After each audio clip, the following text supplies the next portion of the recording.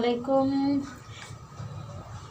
হ্যাঁ দর্শক, আজকে আমি আবার আপনাদের জন্য নতুন একটা রেসিপি নিয়ে আসলাম।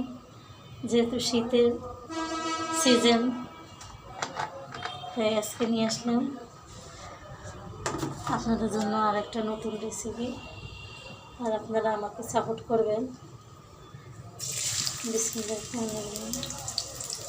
যেন আমি নিত্য নতুন রান্না আপনাদেরকে উপহার দিতে পারি। আজকে আমি রান্না করতেছি লাল শাক দিয়ে, শোল মাছের মাথা দিয়ে লাল শাক রান্না করব।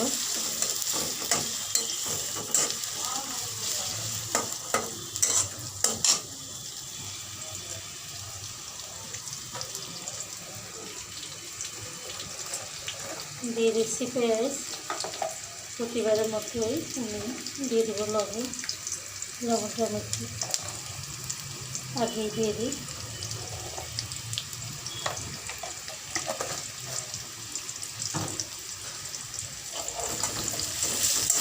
পেঁয়াজটা একটু তাড়াতাড়ি হওয়ার জন্যই আমি লবণটা দেওয়া হয় তাড়াতাড়ি।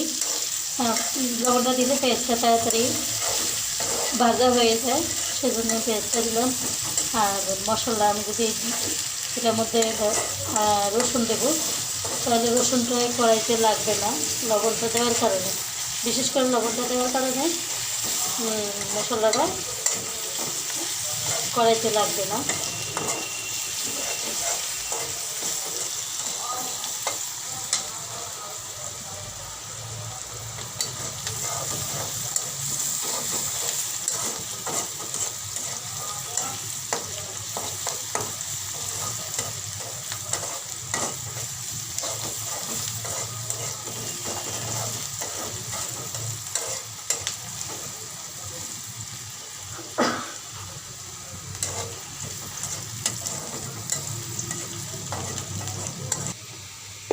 এখন পেঁয়াজটা ভাজা হয়ে গেছে।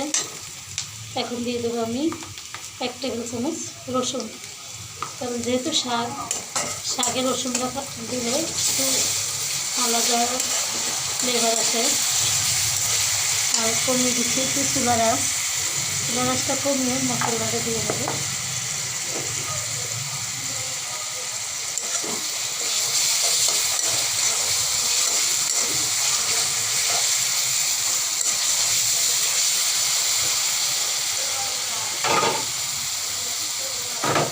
দিয়ে দিচ্ছি হলুদের গুঁড়ো 2 চামচ।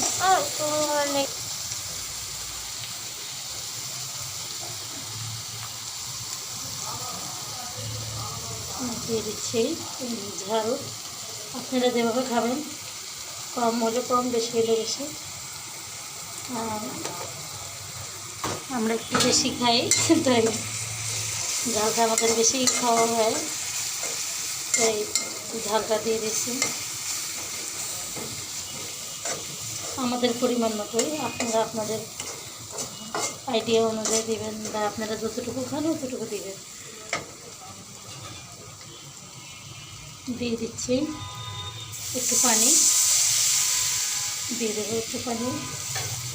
আর এটা কষিয়ে নেব, মশলাটা যেন কষানো হয়। পানিটা শুকিয়ে তেলটা উপরে আসলে বুঝতে পারবেন যে মশলাটা কষানো হয়ে গেছে।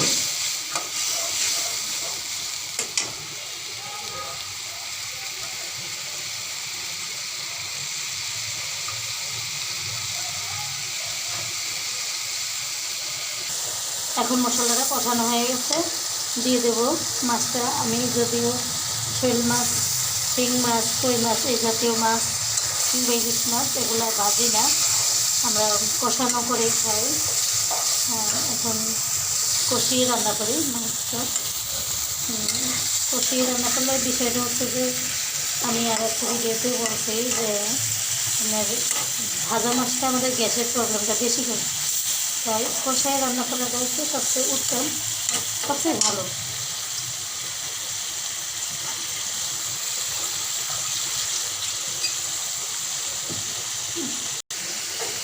এখন আমি দিয়ে দেবো মাছটা কষানোর জন্য পরিমাণ মতো পানি কিছু দিয়ে দিল। মাছটা কষানো হবে। কষানোর পরে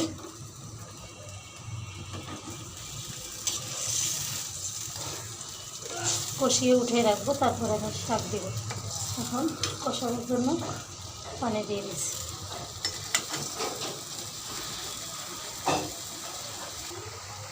এখন আমি তুলে নেব।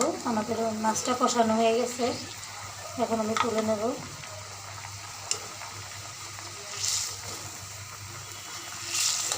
মাছগুলো তুলে নিই, আসলে শাকের সাথে দেবো তো ভাঙে যাবে, সেজন্য শাকটা কষানো হলে পরে মাছটা দিয়ে দেব।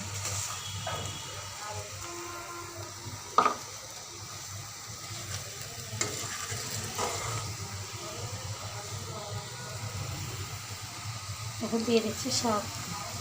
বিসমিল্লাহ।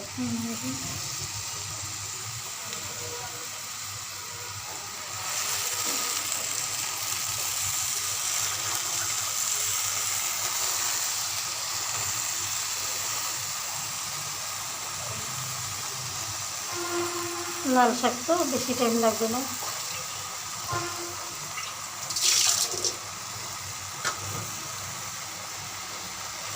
এখন আমি আস্তে আস্তে আলতোভাবে চারিপাশ থেকে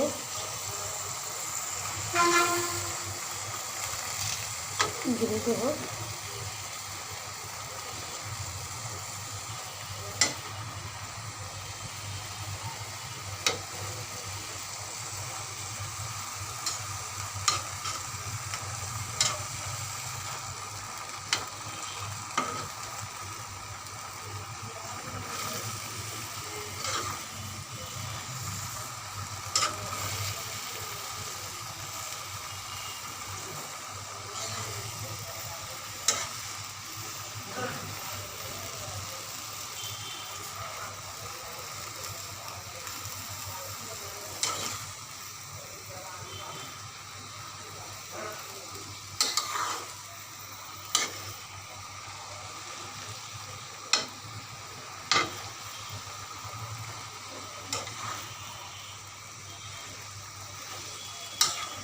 এখন আমি উল্টিয়ে দিয়েছি।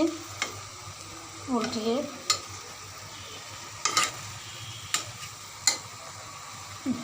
এখন সিদ্ধ হওয়ার জন্য 5 মিনিটের জন্য আমি ঢেকে রাখছি। 5 মিনিট পরে আমি ফিরে আসতেছি। ফিরে আসছি 5 মিনিট মধ্যেই এখন একটু নাড়াচাড়া দিয়ে নেব।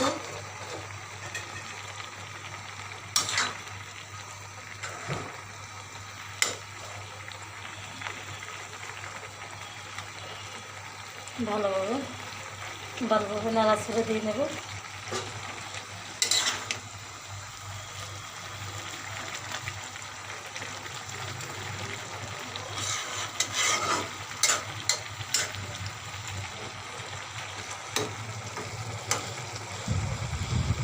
এখন আবার আমি একটু ডেকে নেব।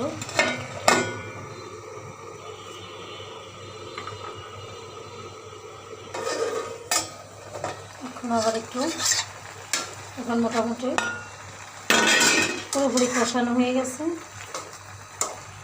একটু এভাবে কেটে নিচ্ছি, যেহেতু আমি লাল শাকটা পুরো গাছ শুধু গোড়াটা কেটেছি, এছাড়া আমি গোটা লেস দিয়ে দিছি। তো একটু কেটে নিলে ভালো হয়।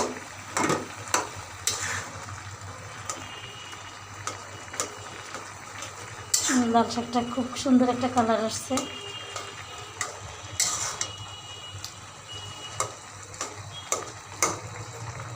মোটামুটি সিদ্ধ হয়ে গেছে। এখন আমি দিয়ে দেবো মাছ, আর একটু হালকা করে ঝোল দিয়ে দেবো।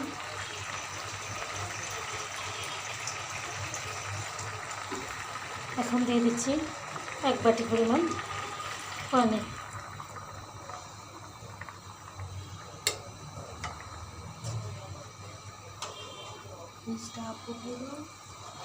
এখন আমি মাছটা দিয়ে দিলাম, পানিও দিয়ে দিলাম। এখন শুধু 5-7 মিনিট পরে আমি উঠিয়ে নেব। এখন হালকা করে আবার একটু ঢেকে দিচ্ছি। মোটামুটি একটা তরকারি হতে মিনিমাম 20 মিনিট প্রয়োজন, 20 থেকে 25 মিনিট প্রয়োজন একটা তরকারি রান্না করতে। আর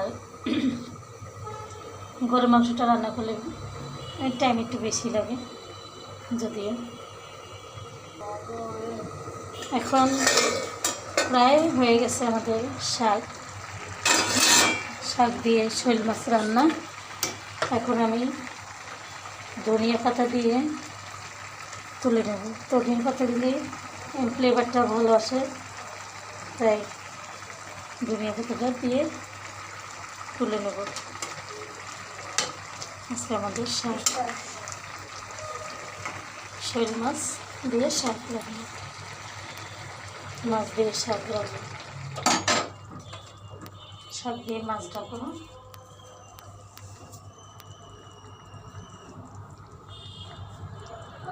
Stop it.